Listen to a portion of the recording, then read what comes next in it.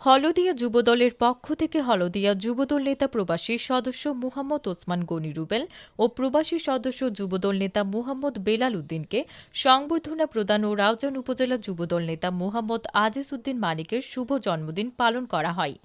বৃহস্পতিবার মুহাম্মদ আজিজ উদ্দিন মানিকের জন্মদিন উপলক্ষে দলীয় কার্যালয়ে কেক কাটা ও দোয়া মোনাজাত করা হয়।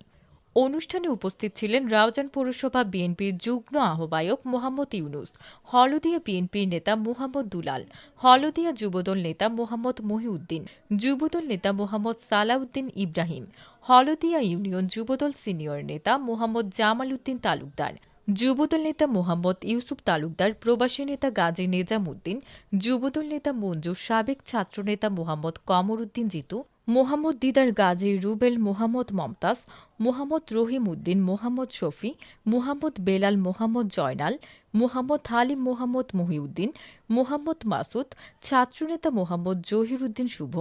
মোহাম্মদ জুয়েল, মোহাম্মদ মোরশেদ, মোহাম্মদ দিদারুল আলম সহ অনেকেই পরে ফুল দিয়ে দুই প্রবাসী সদস্যকে বরণ করে নেন।